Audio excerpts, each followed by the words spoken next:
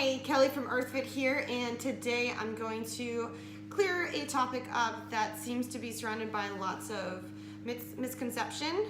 So that question is, are carbs bad for you? Should you be avoiding them like the plague?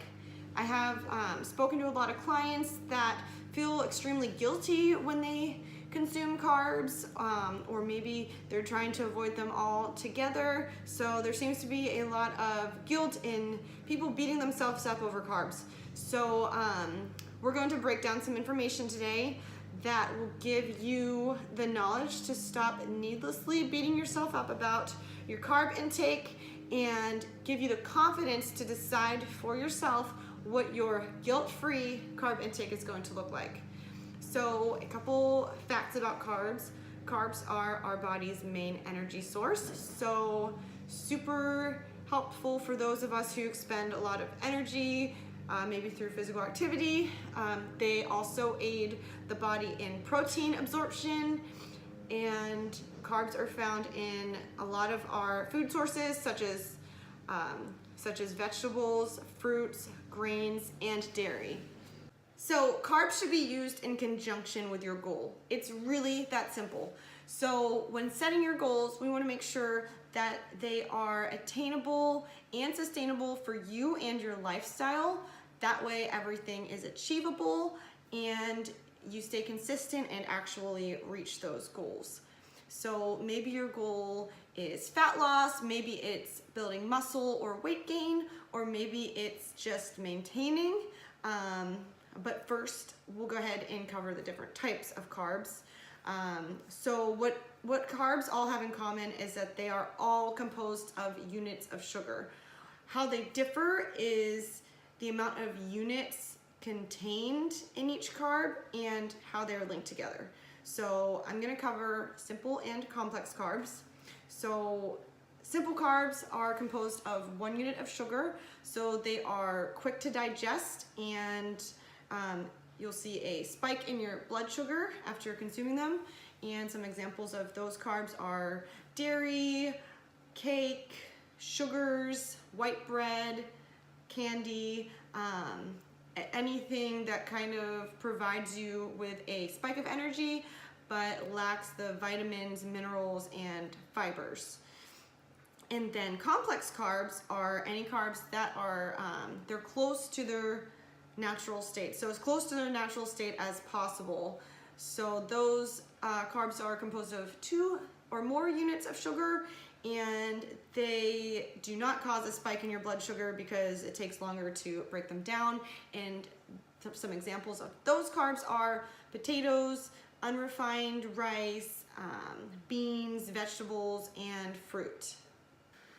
So if your goal is fat loss, then we are going to be more selective about our carbs that we consume. So we're going to be choosing more complex carbs, more fruits and vegetables, and limiting our starchy carb intake, and limiting our carb intake in general, just because carbs do include sugar, and we're going to want to stay away from overeating our carbs, because any energy that you don't use will be stored as fat.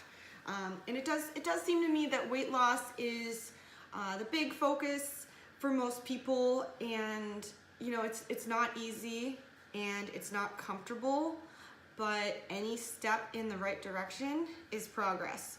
So all that I ask is that you please give yourself credit, and you know, stop tearing yourself down if you are. You know, you may feel like you need to be perfect and on point in every single way, every single day, but you need to stop beating yourself up, because if you're happy about your progress, then you are more likely to stick to it. If you're tearing yourself down, that's when I see that a lot of people just kind of want to give up. So, okay, moving on. If you're looking to gain muscle or gain weight, then you definitely have a lot more flexibility with your carbs. You can incorporate more starchier carbs, and you're gonna wanna up your carbs so that you can have more carbs than the energy that you're expending. And then if you're trying to maintain, you're just gonna wanna not eat more than what you are using, basically. And there are apps out there where you can plug in your weight and your goals, and they will tell you exactly how many carbs you are supposed to be eating per day.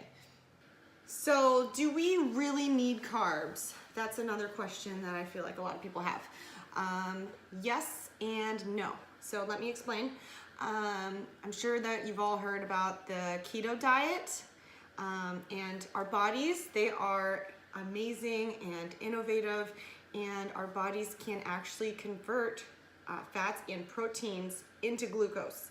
So while this is very, very cool, it could take our bodies several weeks to become efficient at this process. So that's why a lot of people say that they feel sluggish or they have brain fog when they are doing things like the keto diet. But yes, our bodies can make its own carbs. So very cool. But typically the liver will convert carbs into glycogen, and that glycogen will be stored in the liver and in our muscles for instant energy. I think that carbs sometimes get a bad rap because, just like anything else in life, too much of something can be bad for you.